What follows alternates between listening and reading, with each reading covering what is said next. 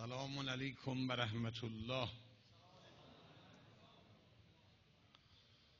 بسم الله الرحمن الرحیم و به نستعین. لا حول ولا قوة الا بالله العلی العظیم. حسبنا الله و نعم الوکیل، نعم المولا و نعم النصیر. ثم الصلاة و السلام علی نیر الاعظم حبیب قلوب العالمین، العبد المؤید و الرسول المسدد، المصطفى الامجد، المحمود الاحمد، ابی القاسم محمد. خیلی بمه.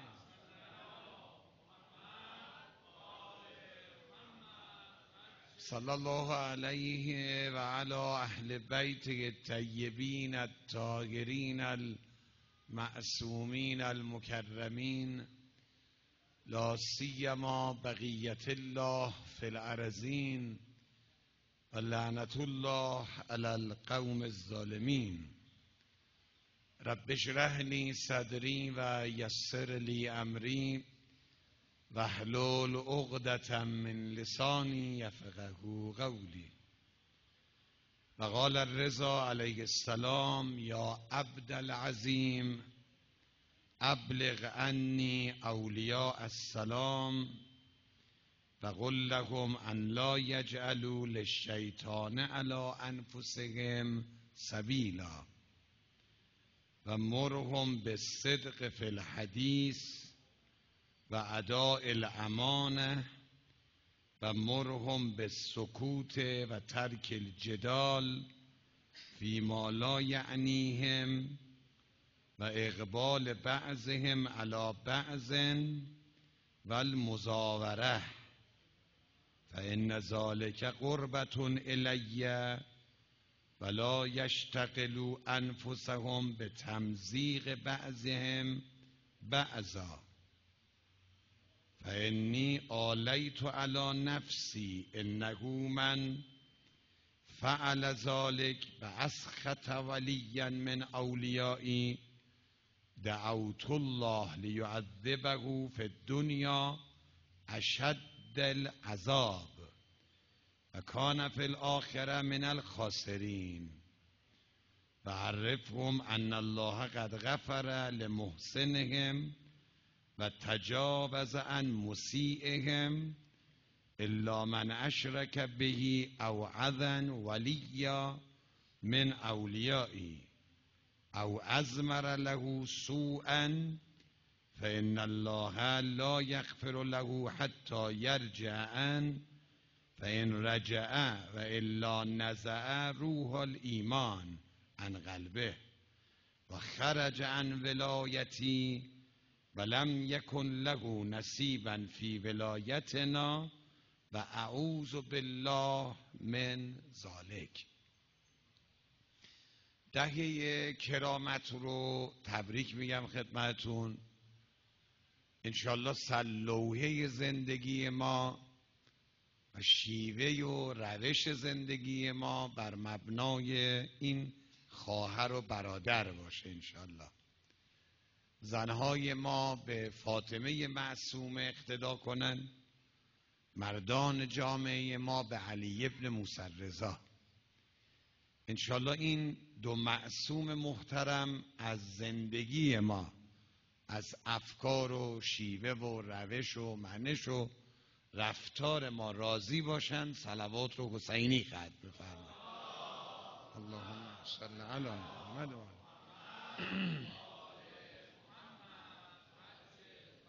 موضوع بحث این 4 شب ما تفسیر و توضیح و تبیین فرمایش علی ابن موسی رضا به حضرت عبدالعظیم حسنی است. چون خیلی بحث گسترده است و من یقین دارم این روایت رو به طور شرح و بسط نمیتونم تو این 4 شب توضیح بدم، اما حداقل شما رو با این فرمایش امام رضا آشنا میکنم.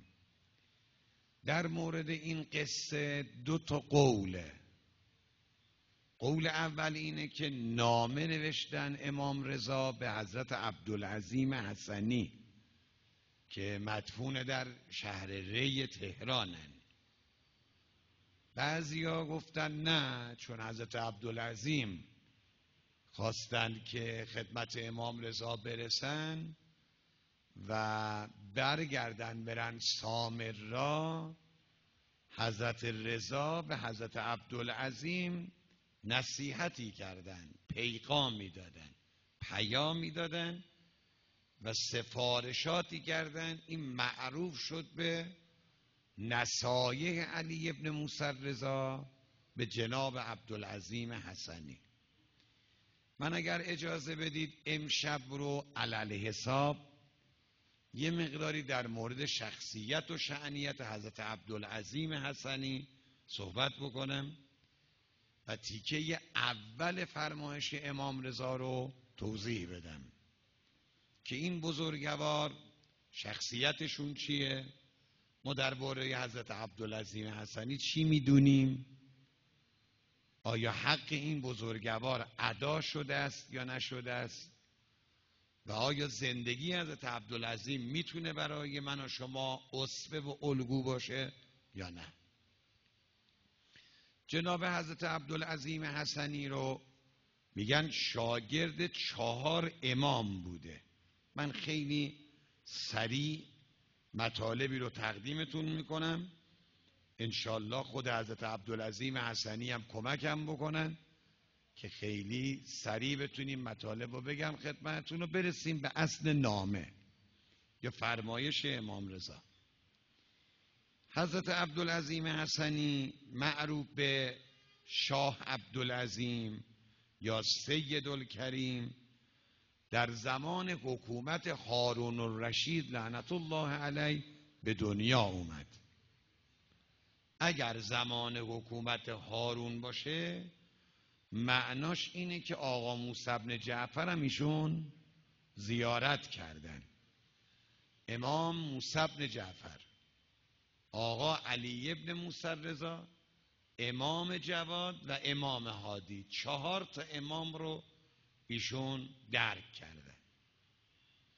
نجاشی از عالمان شیعه است.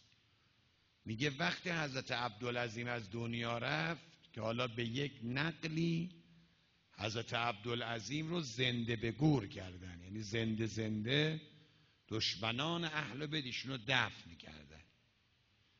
وقتی خواستن ایشون رو غسل بدن رقعه ای رو در لباسشون پیدا کردن، دیدن که یه بازوبنده که رسم بود قدیم برای اینکه دائما شیعه ها و سادات در به در این شهر اون شهر می شدن، رسم بود که یه بازوبند می بستن و سلسله اجداد و انساب خودشون رو می نوشتن که اگر توی یه شهری، توی یه دهی، یه جایی از دنیا رفتن معلوم بشه این آقا کیه، از نسل کیه، ربط به کدام طایفه و قبیله ای داره.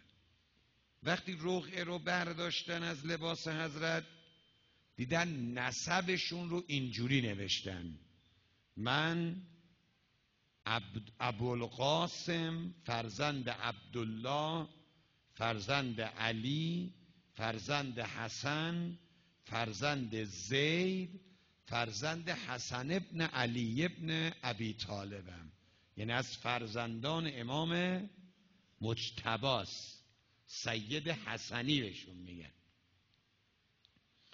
من حالا اگر بخوام پارکینگای این بحث رو خدمتون بگم شاید خسته بشید، اما برای اینکه دوستانمون کم کم تشریف بیارن فقط یه جمله میگم. خواهش من اینه آقایون بزرگترها بچه هاتون رو و فرزندانتون رو نسبت به آب و اجدادشون آشناشون کنید.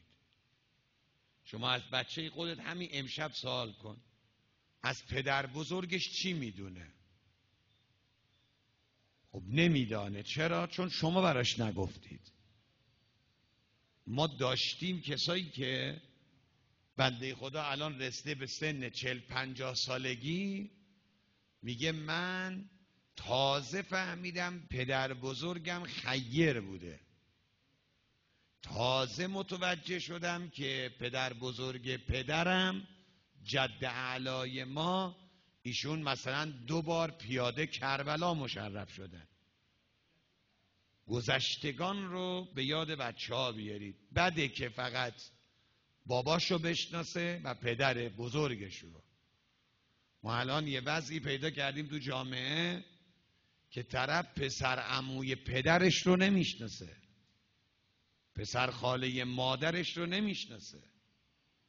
یعنی شما از درجه 1 برید به درجه 2 از اقوام، نسل امروز درجه 2 رو دیگه نمیشناسن و این خیلی بده. این که آدم دور بشه از خانواده و طایفش، این به ضرر تربیت فرزندان ماست. بذارید بشناسن. نکته بعدی، جناب حضرت عبدالعظیم با دختر عموشون به نام خدیجه ازدواج کردن. از دختر عموشون خدا 2 تا فرزند بهشون داد، یه پسر یه دختر به نام محمد و ام سلمه، که حالا باز من اینجا 2 تا پارکینگ براش آماده کردم.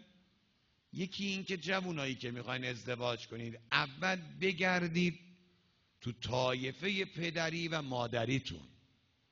حالا ازدواج با دختر خاله و دختر عمو، اگر پزشک رفتید، نمیدونم بحث ژن و ژنتیک و این آزمایشات اجازه بهتون دادن، چه بهتر.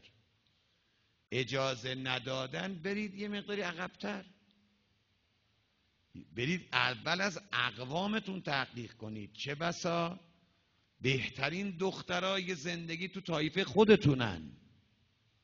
به قول ما اصفهانی ها علیهم صلوات الله، ما یه ضرب المثل داریم، میگم چقدر بدبخت فلانی که نونشو میذاره تو سفره همسایه، نونشو میذاره تو سفره غریبه. بهترین جوان تو طایفه است، اما جندیده ترین دخترای جامعه نصیب پسر طایفه میشه. خب چرا؟ یا بهترین دختر طایفه رو میدن به یک کسی که نه ننشو میشناسن، نه پدرشو، نه جد آبادش. باز به قول ما اصفهانی همیشه انگور خوب گیری شاغال میاد. چرا نمیرید تو خویش و قوماتون تحقیق بکنید؟ چرا باید دخترای خوب طایفه شما بمونن گرفتار بدترین آدما بشن، شما هم برید گرفتار بدترین دخترها بشید که هیچیشو نمیدونید، نه ریشهشو میدونید، نه مربیاشو میدونید. اصفهانی بره نمیدونم اون طرف کشور ازدواج بکنه، بعد میگیم حال شما چجوری به هم رسیدید؟ ما تو خدمت سربازی با داداش ایشون، با پسرعمو ایشون هم خدمتی بودیم. آخه بابا شما فارسی، اون ترکه، این فارسه، اون کرده، این فارسه، اون لوره، این اصفهانیه، اون مازندرانیه. من نمیگم بده، اما خب بابا آخه نونه ده بذار تو سفره خودتون. بعد این همه را برو بیا، اغلب کسایی که از شهرهای مختلف ازدواج کردن به 2 سال 3 سال نرسته پشیمون شدن، ولی که میگن ما هیچ وقت زن نداریم. ننش مریض میشه دیگه نمیشه نگرش داری، میخواد بره تا رشت، میخواد بره تا تبریز، میخواد بره تا ارومیه، میخواد بره تا مشهد. تا بره این خانم و بیاد 10 روز ما بیزنیم. بعد ننش خوب میشه، آقاش مریض میشه، دوباره آقا ما چی کارش کن؟ بعد میره به داد آقاش برسه، دوباره ننش مریض میشه. این دائم ترانزیت در حال. بگو خب دیوانه ای؟ دختر اصفهانی بگیر، اصفهانی، دختر تهرون. من نمیگم بخندید، بنده مهمان یه کارشناس خانواده دارم براتون حرف میزنم. من چند جلد کتابم در رابطه با خانواده است. اول تو طایفه خودت بگرد. میری یه کسی رو میگیری که نه زبونش با شما یکیه، حالا طرف میخواد با خواهرش حرف بزنه، میره کانال 2 ترکی حرف میزنه، تو هم نمیفهمی. بعد ناراحت میشی، بدت میاد، چی دارید به هم میگید ما نمیفهمیم، توطئه میکنید. خب اول سوء ظن. شوهرت میخواد حالا کردی حرف بزنه، تو هم تهرونی هستی، با مادرش بابا چی دارید به هم میگید؟ شما اگه ریگ به کفشتون نیست، این دعواهاست تو خانواده ها که من میگم ها. اگه ریگ به کفشت نیست، خب چرا فارسی حرف نمیزنی؟ چرا کردی حرف میزنی؟ میگه بابا میخوام با ننم کردی حرف بزنم. بی خود میخوام حرف بزنید. وقتی من نیستم حرف بزنید. حتما درباره من دارید حرف بزنید. حتما دارید فتنه میکنید. خب این سوء ظنه. میگه میشه با سوء ظن زندگی کرد. خب با یکی ازدواج بکن که هم زبونت باشه، هم خونت باشه، هم ریشت باشه، هم شهریت باشه، هم طایفت باشه. چرا آمار طلاق بالاست؟ برای که ازدواج شده بچه بازی، کودکانه عمل کردن. بابا 50 سال میخوای زندگی بکنی، 50 ساعت نیاز نیست شما برید آموزش ببینید، کتاب بخونید، تحقیق کنید. یعنی اینقدر عمر ما بی ارزش شده. مگه میخوای تیشرت بخری؟ میخوای شلوار بپسندی؟ میخوای کت شلوار بخری؟ زن میخوای انتخاب کنی؟ 50 سال میخوای زیر یه سقف باش زندگی بکنی؟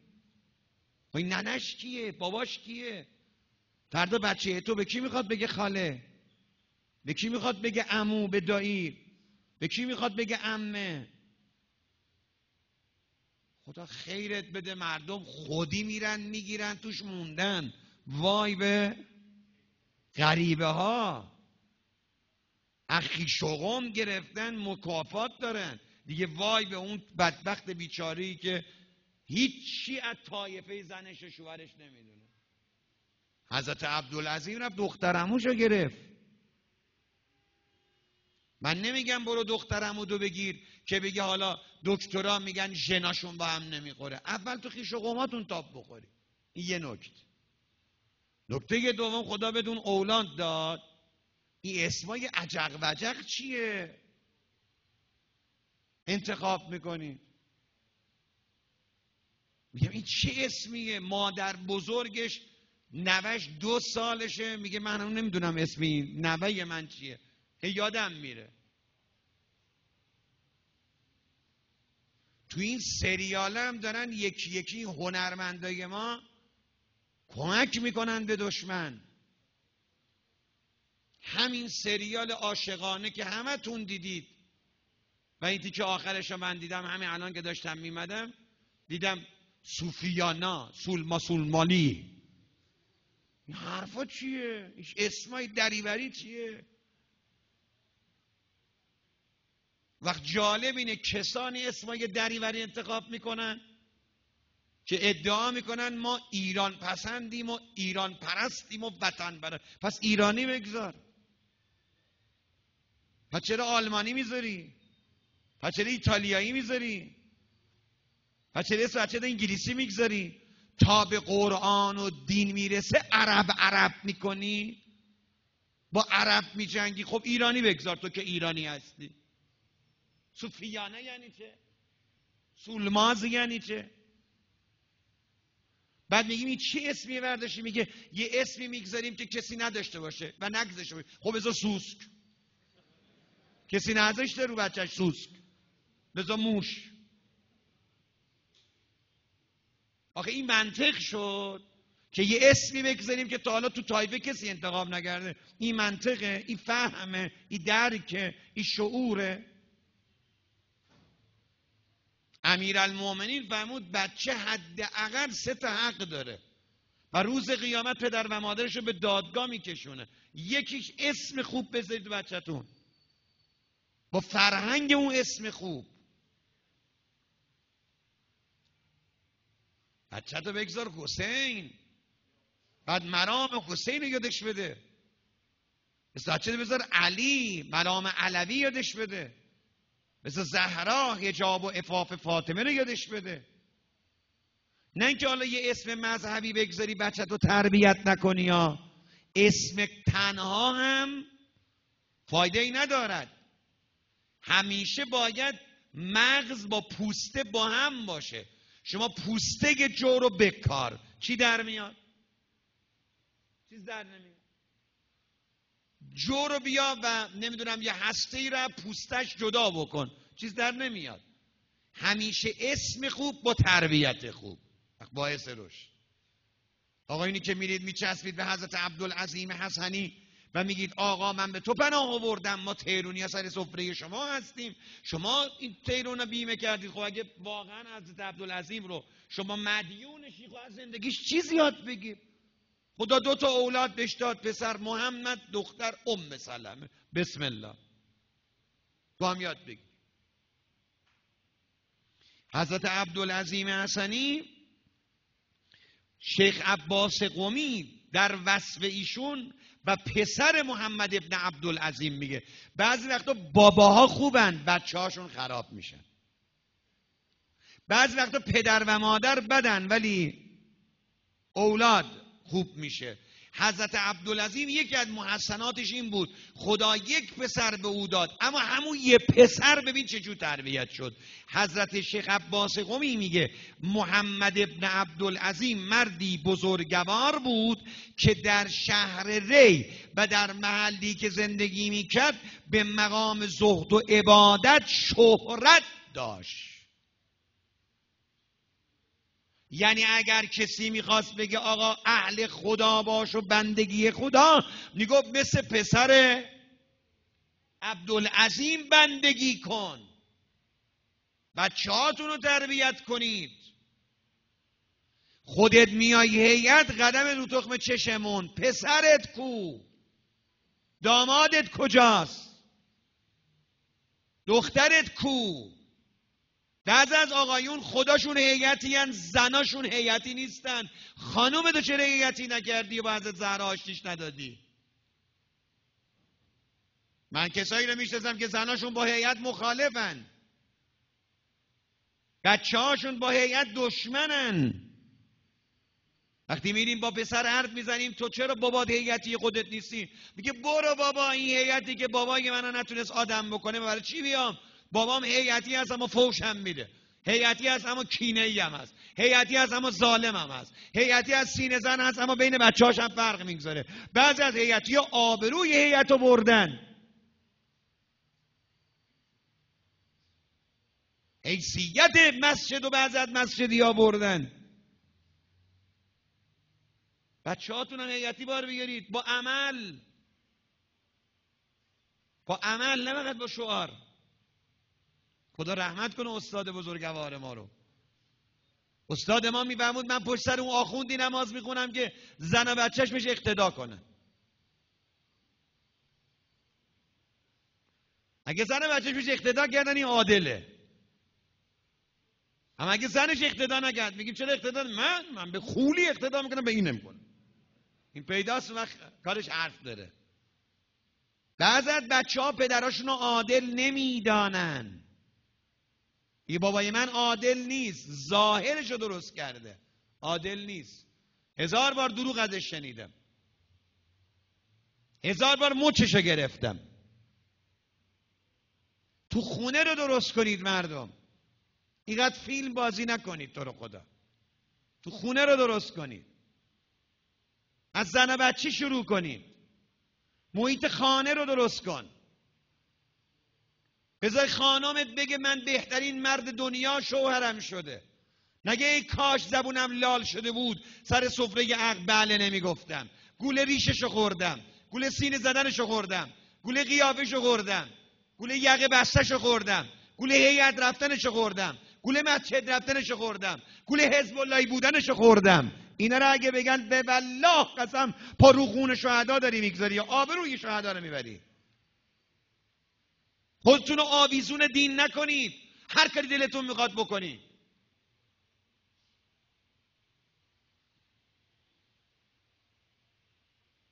با آبروی دین دارن همه بازی میکنن، تو دیگه بازی نکن.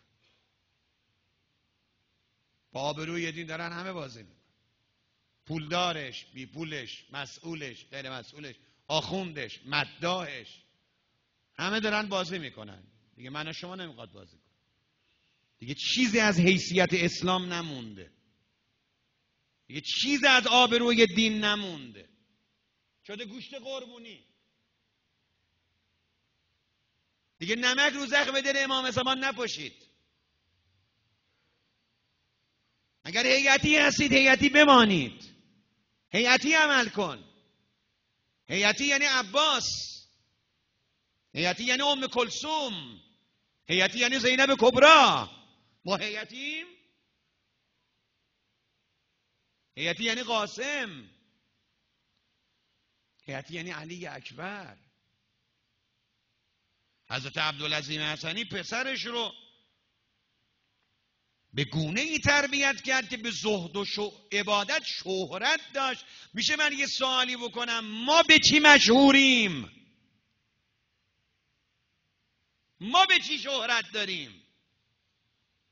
تو طایفه به چی شهرت داریم؟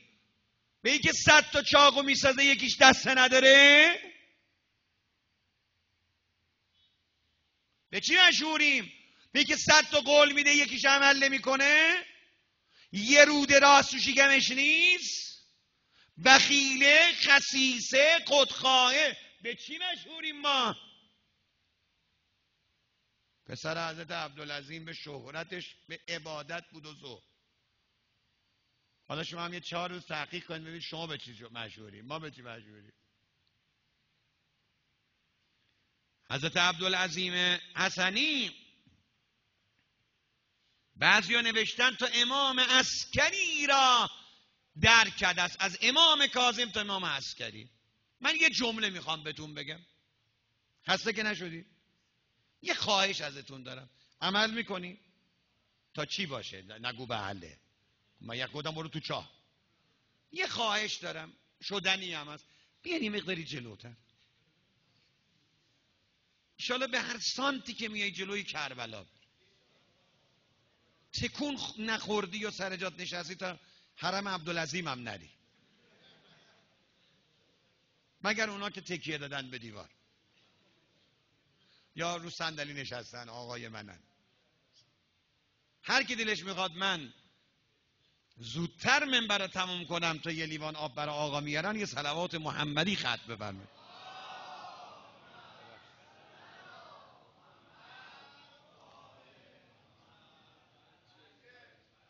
آقایی که مرید حضرت عبدالعظیم حسنی، مرحبا به تو. به من نگاه کن، به من نگاه. خدا شاهد، روایت داریم نگاه به علما ثواب. شما هم که الحمدلله همتون گوهر شناسید. به به، سلامتی مجاور حضرت رضا صلوات رو محمدی ختم بفرمایید. آقای اکبری من آمادم. ببخشید. خوش آمدید. ممنون که قبول زحمت کردید. حضرت عبدالعظیم حسنی، به من نگاه کن، 4 امام رو درک کرد. شما نمیخواد امام زمان درک کنی، 4 تا عالم رو تو عمرت درک کردی؟ کسانی بودن تو این تهران سالها زندگی کردن، حاج آقا مجتبی تهرانی رو ندیدن.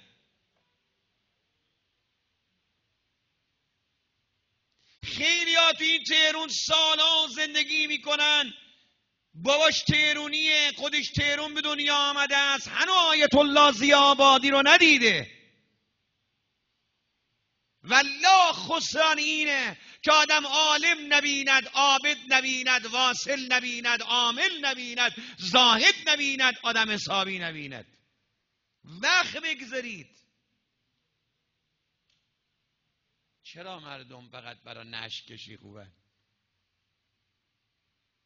خدا بیامرزه استاد ما رو. میفهمون طلبه ها برای درس خوندن برید قم، برای زندگی برید تهرون، برای مردن بیاین اصفهان. نشت خوب بلند میکنن شهر ما. خدا شاده اینقدر تشییع جنازه علماشون قشنگه که آدم هوس میکنه بمیره. نمیدونی باشکو هزاران جمعیت میان زیر تابوت آدم میگیرن، شعر میخونن، سینه میزنن، هیئتی ها میان طوق میبندن، علم میبندن، نمیدونی چه میکنن. اما از همینا بپرس، خب حالا این عالمی که زیر جنازه گرفتید و تو سرتون میزنید که نبکی لفقد فقیهنا نبکی لغربت دیننا، ای وای بر ما بی عالم شدیم، چند بار این عالم رو دیدیم؟ یعنی چی؟ خونت کجاست؟ به این منبر امام حسین همین طوری هوایی حرف نمیزنم، نمونه دارم. خونت کجاست؟ میبینم پشت خیابانی زندگی میکند که تو خیابان جلویش این آیت اللهی که مرد 40 سال نماز میخوند و این یه رکعت بایستن این آقا نماز نخوند. چرا؟ چون مردم مثل زنبور نیستن، دور جون شما مثل مگسن، فقط دنبال زبالن. اگر زنبور باشید دنبال گل میگردید. گلای جامعه کیان؟ پیغمبر قادم فرمود گلای جامعه اونان که وقتی نگاهشون میکنید به یاد خدا بیفت. حرفاشونو میشنوید علمتون زیاد شه، رفتار و کردارشون رو میبینید شما هم تشویق بشید آخرتتون آباد کنید. اینا گلای جامعه. قال رسول الله.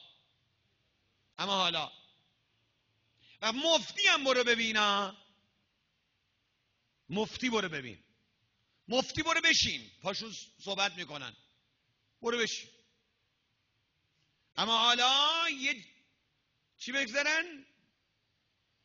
بله، کنسرت موسیقی. تا دیروز شنیدم صندلی 400,000 تومان فروش رفته، هر یه صندلی. ترافیک تا کردستان بوده. ساعت، اینا رو من حساب شده میگم یعنی دقیق میگم، ساعت 12 سایت رو باز کردن برای خرید و نمیدونم فروش بلیت کنسرت، 12:10 بستن، پر شد. و هر صندلی 400,000 تومان که برن بشینن موسیقی گوش کنن. حلال حرومش من کاری ندارم، برید گوش بدید، اشکال نداره، نوش جونت.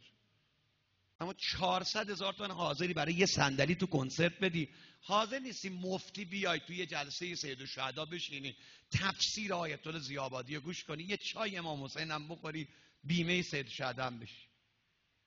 چرا؟ فقط میری دو دستی میچسبی به ذریح حضرت عبدالعظیم که آقا خیلی دوستت داریم. آقا میگه ما رو دوست داری؟ برو عمت رو دوست بدار. منو دوست داری؟ دروغ گوی حقه باز، تصویر زنی من دروغ میگی؟ چش تو چش.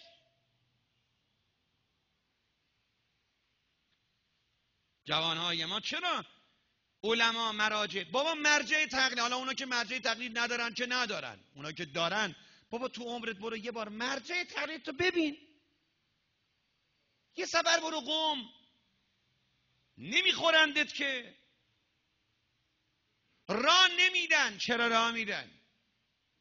راهم ندادن. برو قم به نیت زیارت حضرت فاطمه معصومه، تا دم بیت آقا هم برو، والله رات میدن. به خدا دروغ میگن. مگر بد موقع بری، بد ساعت بری؟ بعضی از مراجع هم سنشون نزدیک 100 ساله. سایت الله عظما صافی گلپایگانی، سایت الله عظما وحید خراسانی، خب اینا خیلی پیرمردن، مریضن، نمیتونن چند ساعت بشینن. اما حداقل برید دفتر مرجعتون رو ببینید، ارتباط داشته باشید با علما. حضرت عبدالعظیم 4 امام رو دیده. بذارید یه نکته درباره حضرت عبدالعظیم بگم. روایت داره حضرت عبدالعظیم هرگاه وارد مجلس امام جواد میشد یا وارد مجلس امام هادی میشد، با کمال ادب و خضوع و خشوع و در غایت حیا، در حالی که دسته خودش رو به من نگاه کنید از عبا و ردا بیرون می آورد اینطوری و مؤدب مقابل امام می نشست، عین یک طفل صغیر، عین یک شاگرد، در حالی که حضرت عبدالعظیم خودش فقیه است. امام هادی فرمود عبدالعظیم حسنی برو ری تهران ایران، بشین برا مردم فتوا بده، فقه ما را بگو. یک کسی از شهر ری آمده بود، سر من رعا، خدمت امام هادی. امام هادی سلام الله علیه فرمود از کجا آمدی؟ گو از شهر ری. فرمود عبدالعظیم حسنی ما اونجاست. برای چی تو اینجا اومدی؟ حرف او حرف ماست، حکم او حکم ماست. برای چی اینجا اومدی؟ سلام ما رم به عبدالعظیم حسنی برسان. یه فقیه، یه کارشناس دین، مثل کسی که هیچی نمیدونه، یه شاگرد مبتدی میمد مؤدب مقابل حضرت مینشست و میگفت آقا اجازه میدید من سوال کنم. راوی میگه اینقدر حضرت جواد یا امام هادی حضرت عبدالعظیم میگفتن بیا جلو بیا جلو بیا جلو، که زانوی حضرت عبدالعظیم به زانوی امام جواد یا امام هادی میچسبید. اینقدر این دو امام حضرت عبدالعظیم رو تحویل میگرفتن که تمام اینایی که تو مجلس بودن غبطه ارزش و احترام و شأن و مقام حضرت عبدالعظیم میخوندن که چه خوش به حالش، چقدر امام جواد دوستش داره، خوش به حالش، چقدر امام هادی به این علاقمنده. ببین پاش چسبیده به پاهای امام هادی. او ادب میکرده، او 2 متری مینشست مؤدب. حضرت فرمود بیا جلو، بیا عزیزم جلو، بیا کنار ما بشین، بیا پهلوی ما بشین. اینقدر حضرت میگو بیا بیا بیا جلو تا پا و زانوی جناب عبدالعظیم به زانوی امام میچسبید. مردم قبطه میخوردن. این عبدالعظیم دیگه چی؟ به دلیل اینکه در زمان امام هشتم به خاطر قصه سلسلة الذهب که بهش میگن معروف است به قدیر ثانی، مشت بنی العباس و بنی امیه باز شد، دیگه اجازه ندادن امام هشتم با مردم ملاقات کنه. خواهش میکنم گوش کنید. من امشب فقط میخوام اطلاعات بهتون بدم، اطلاعات تاریخی در مورد شخصیت حضرت عبدالعظیم، تا ببینیم حالا این امام رضایی که جانهای ما فدای او باد چرا این قصه را و این پیغام را به شیعیانشون به عبدالعظیم دادن، چرا یکی دیگه ندادن؟ چرا به یونس بن عبدالرحمن ندادن؟ چرا به بزاز نیشابوری ندادن؟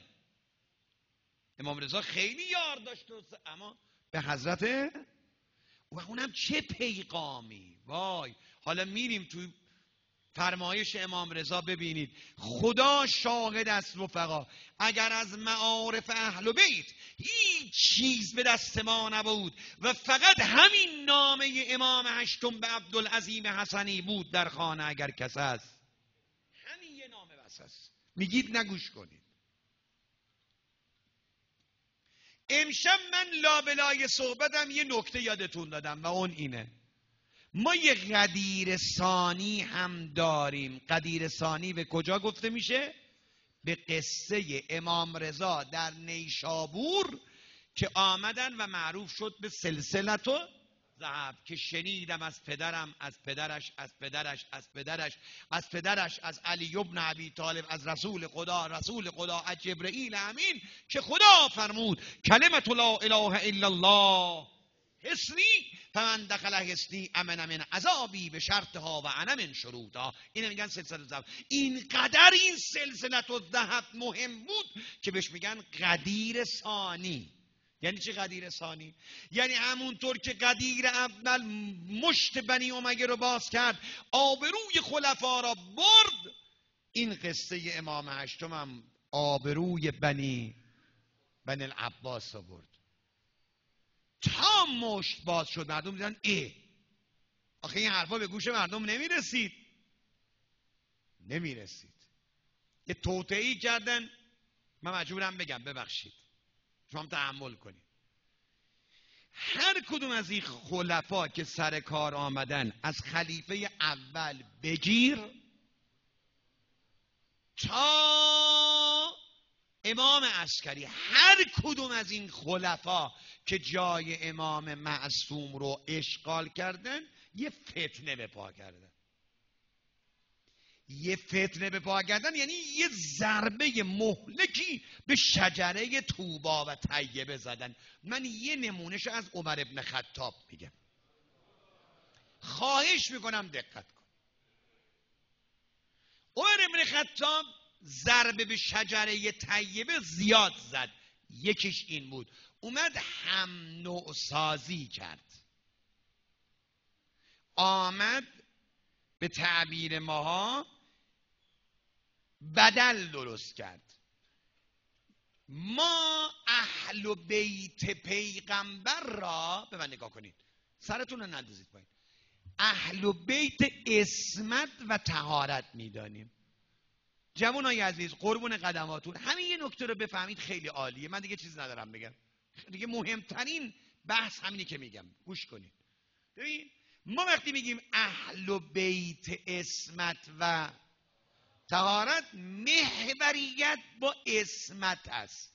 اگر محوریت و امتیاز با عصمت باشد شامل حال 5 تن آل عبا می شود. فقط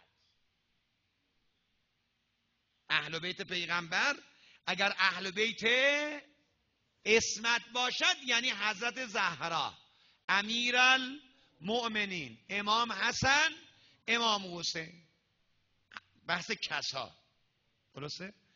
و بعد زین العابدین از نسل امام حسین، امام باقر تا امام زمان. اینو اومدن هم نوع سازی کردن. چیکار کردن؟ عمر ابن خطاب گفت همه جز اهل بیتن، همه بنی هاشمیان و همه یه اندازه ارزش دارن.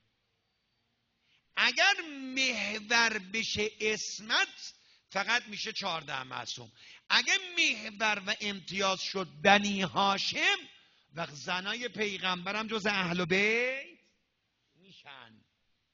وقت منصور دوانقی هم به خودش اجازه میدهد به امام صادق بگه یبن عم، پسر عمو، و اونم میاد عمامه سیاه سرش میگذاره، میگه این یه سید منم یه سید، این اولاد پیغمبر منم اولاد پیغمبر، این بنی هاشمی منم بنی هاشمی. چه فرقی میکنه بین من و امام صادق؟ حالا فهمیدید چرا مأمون به امام رضا میگفت پسر عمو؟ برای که از زمان عمر ابن خطاب محور دیگه عصمت بگو نبود. چی بود؟ سیادت به بنی هاشمی بودن بود، برای اینکه باز کنن میدون رو. نمیدونم تونستم بگم یا نه. تا به اینجا رسید که امام رضا میگه از پدرم موسی بن جعفر، از پدرش امام صادق، از پدرش امام باقر، از پدرش زین العابدین، از پدرش حسین ابن علی، از پدرش علی ابن ابی طالب، از رسول خدا، از جبرئیل، از طرف خدا. کلمت لا اله الا الله مشت باشد. برای همین بهش میگن قدیر توطئه کردن. دیدن اگه امام رضا بخوان با مردم ملاقات کنن، هر دفعه از این ملاقات ها یه چشمه اینجوری بیان، دیگه مکافات میشه. اینا باید زال جمع کنن. آمدن گفتن امام رضا رو میخوان ترور کنن، ببینید تو کاخ آقا رو چیکار کردن؟ حبس کردن. حالا یه سوال از شما دارم، شما فکر کردید اون موقع که موسی بن جعفر 14 سال تو سیاهچال بود، امام رضا تو کاخ زندانی بود، امام جواد تو کاخ زندانی بود، امام هادی، امام حسن عسکری تو پادگان زندانی بودن، کیا رهبری جامعه را به عهده داشتن؟ مردم که نمیدیدن امام رو.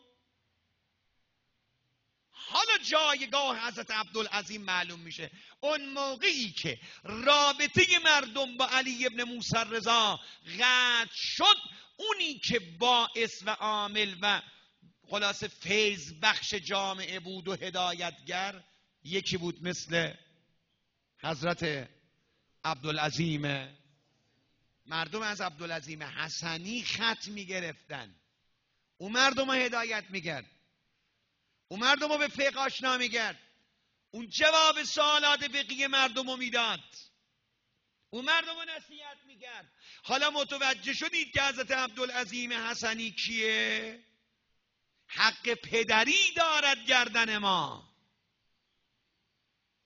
ایرانیان، خصوصا شما تهرانی ها مدیون حضرت عبدالعظیم حسنید. اگر شهر ری و عبدالعظیم و تهران و حومه تهران و ایران ولایت مدارن از زحمات حضرت عبدالعظیم حسنی است. من چه بگویم از حضرت عبدالعظیم؟ اینقدر حضرت عبدالعظیم ارزش دارد که حضرت فرمود هر کس زیارت کند عبدالعظیم را مثل این است که زیارت کرده است امام حسین رو. من زار قبر عبدالعظیم که من زار الحسین فی کربلا. نه اینکه امام حسین پایین است، نه اینکه مردم شهر ری بگن حالا نشد بریم کربلا، نرفتیم میریم عبدالعظیم. نه، اشتباه نکنید. نه، ببین وقت میگن آقا یه عملی که انجام میدی، بذار حدیثشو بخونم بی خودی مثال نزنم. پیغمبر اکرم امام صادق از قول پیغمبر میگه اگر کسی یه چراغ در خونش روشن کرد غروب که شد که این معبر مردم روشن بشود، این چراغ روشن کردن ثواب 25 عمره مقبوله را دارد. چرا میان چراغ روشن کردن رو با حج و عمره مقایسه میکنن؟ برای اینکه مردم میدانن حج و عمره چقدر مقام دارد، چقدر قیمت دارد. برای اینکه این عمل رو بگن خیلی بالاست، با چی مقایسه میکنن؟ با حج. نه اینکه حج پایینه، این کار بالاست. حالا اگر کسی برود حضرت عبدالعظیم حسنی رو زیارت کند، اینقدر این زیارت مقام دارد، اینقدر این زیارت شرف دارد، اینقدر این زیارت اهمیت دارد که مقایسه می شود با کربلا، با امام حسین. وایلا کربلا رفتن جای خود دارد، زیارت امام حسین جای خود دارد. بله، وقت را بسته است، مریضی، پول نداری، نمیتونی به دلیلی بری کربلا، که البته روایت داریم اگر پول ندارید برید قرض کنید و برید. برای مکه نداریم ما.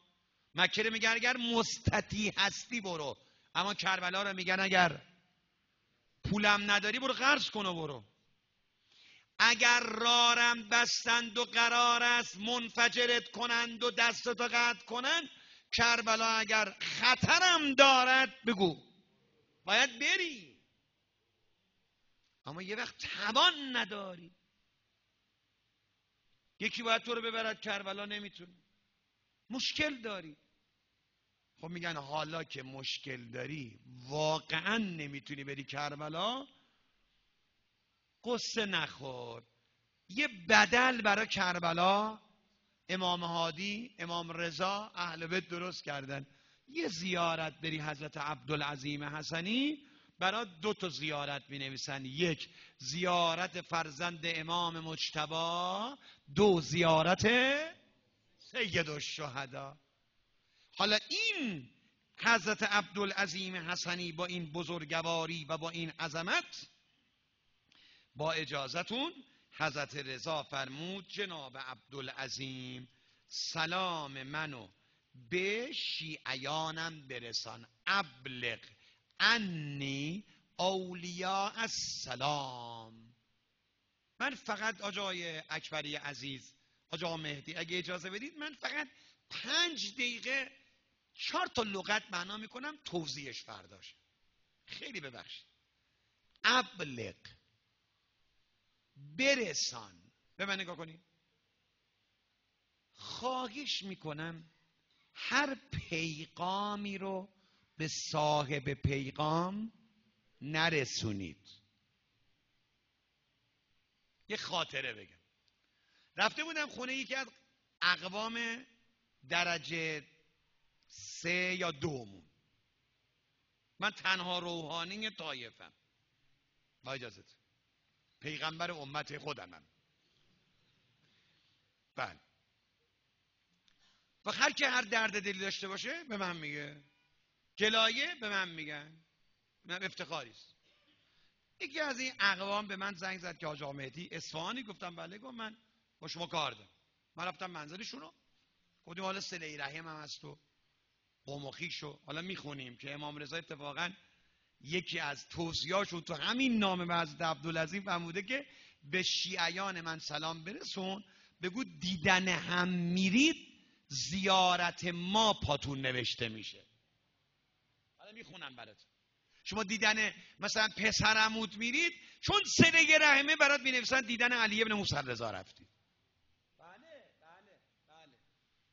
خدا رحمت کنه استادمانو. استادمان فرمود تو این کوچه خیابونا ثواب ریخته است. تو این کوچه ها و خیابونا کسی نیست ثوابا رو جمع کنه، کسی نیست جمع کنه. و الا با خدا رفاقت کردن و اهل بیت رفاقت کردن، بده این لیوان آبو. به جدم قسم از این آب خوردن راحت تره. یا حسین باور کنید با امام زمان رفاقت کردن از همین آب خوردن راحت تره. دیدن خالت میری، امام رضا میگه باریکالله، انگار دیدن ما اومدی، باریکالله. ما میخوایم شما به دیدن هم برید، همدیگه رو دوست بدارید. خلاص رفتم و دیدم از یکی از اقوام نزدیک ما ایشون دلخوره. من کاملا تو جریان بودم، دیدم همش سوء تفاهم. هر چی اصرار کردم آقا منو قبول دارید؟ بله به اندازه آسمونا. خب من میگم سوء تفاهم، آقا اشتباه میکنی. ای بابا آقا جان آخه من که زینف نیستم قربونت برم، من تو جریان هستم. میخواید بعدش هم بگم و گفتم بله آقا ما خدا میدونه شما چشم مایی، اما اشتباه میکنی. دیدی فایده نداره. یه 2 ساعت هم طول کشید و سوء ظن پشت سوء ظن، غیبت پشت غیبت، حتی ببخشید تهمت پشت تهمت. بعدم هی تو رو به روح حاج اسماعیل، پدر من، تو رو به روح حاج اسماعیل برو بهش بگو، تو رو به روح بابات، تو رو به اون کربلا، تو رو به اون مکه، تو رو به منبرات، تو رو به امامت، تو رو به عباد، جایی نبود دیگه قسم. چی برم بگم؟ فوش. نمیگم بخندیدا، اینو میخوام یادتون بدم. ببینید من خیلی خوشحالم مردم پا منبرم میخندن ها. اصلا من به خدا افتخارم اینه که مردم پا منبر من میشنن لذت میبرن. خوبه، خیلی خوبه. اما چیزم یاد بگیرید قربونتون برم. خب چی ببرم تو روح حاج اسماعیل تهدید، چنینت میکنیم چنانت میکنیم، بلدیم چیکارت تو اجار. دیدیم فایده، گفتیم چشم. 1 ساعت تهدیدات تموم که شد، گفتم حالا اجازه من میدین؟ دان بفرمایید آقا ببخشید و عبا ببوس و دست ببوس و ببرمایید. من یه راست رفتم تو آشپزخونه‌شون. حاج آقا در این وره آب میخوان؟ گفتم نه کار دارم. رفتم تو آشپزخونه، سطل آشغال و زباله‌شون رو برداشتم، گفتم من که دارم میرم این زباله‌تونم میبرم. خدا برگمون بده. ای وای نه به خدا، نه من میبرم. چرا؟ گفتم من این زباله ها رو که میبرم، خب این آشغالا رو هم میبرم دیگه. چون وقت حالا شما یه مش آشغال بار من کردید، من که اون آشغالا رو میبرم، اجازه بدید پس اینا رو هم ببرم. همش که شد فوش و تهدید، اینا همش زباله. من چطور ببرم این همه آشغال؟ خب اینم میبرم. اتفاقا این راحت تره. حالا سطل زباله دست منه، او بکش من بکش. نه من میبرم. نه. گفتم نه به خدا میبرم. مگه آقا بس زمین حق با شماست، پس برو خودت درستش کن. گفتم آخه بابا این پیغام پس پیغام چیه؟ مردم اگر قرآن 12 منی هم آوردن گذاشتن رو دومنت و گفتن تو رو به روح مادرت، تو رو به روح بابات، تو رو به خون گلو امام حسین، اگه حرف مفت حق ندارید ببرید.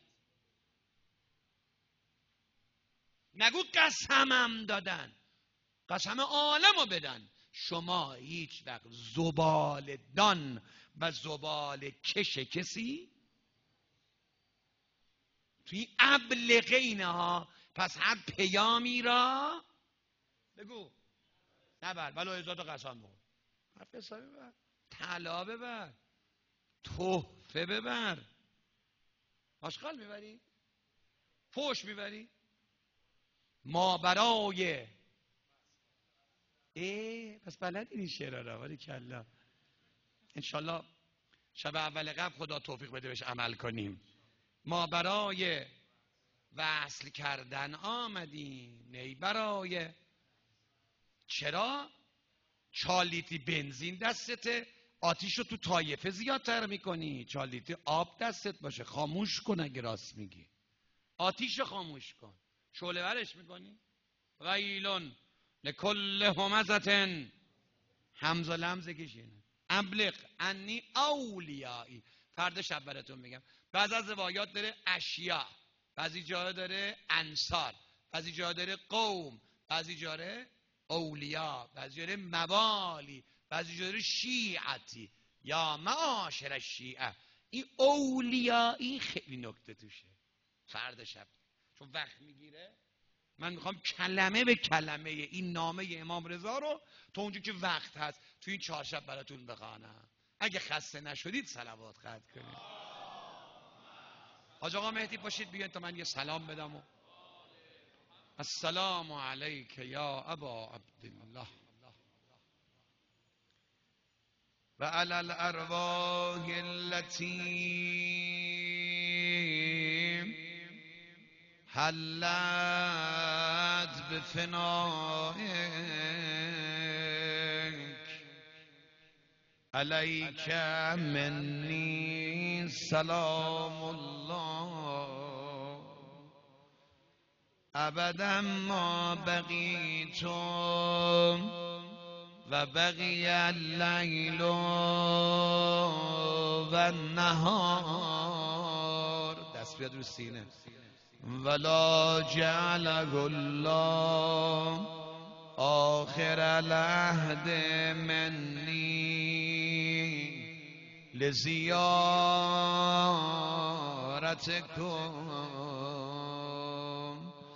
السلام علی الحسین.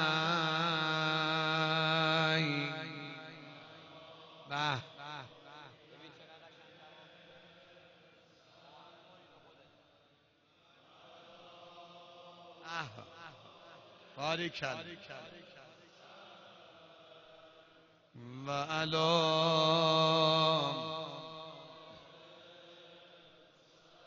30 ساله، شاید هم بیشتره، از سال 62 تا حالا 30 و چند ساله، شب اول مجالسمون دلا رو میبرم خرابه شاه.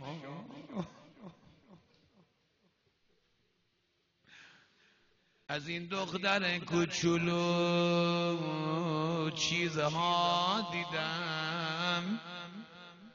نمیخوام ایام جشن دلتون رو خون کنم، اما بگذارید منم به عهدم وفا کنم. گفت بابا. اما چه بابایی؟ آخه سر بریده که بابا نشد،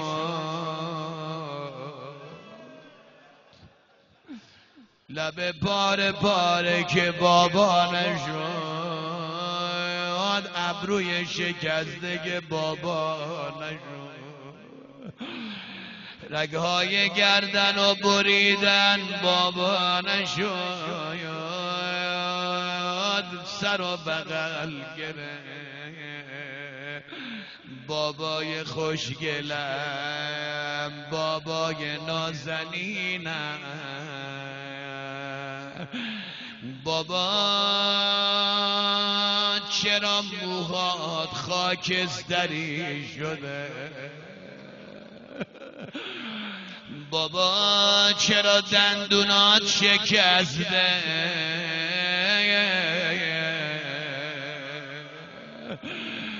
بابا چرا لبات پاره پاره شده؟ بابای نازنینم، بابای ماهم، بابا جانم، شامیان بدن، بابا بابا همه رو زدن، بابا به یاد شهدای مدافعین حرم، شامیان بدن، بابا بابا عممو زدن، بابا بابا دستتو بلند کن 5 مرتبه یا حسین،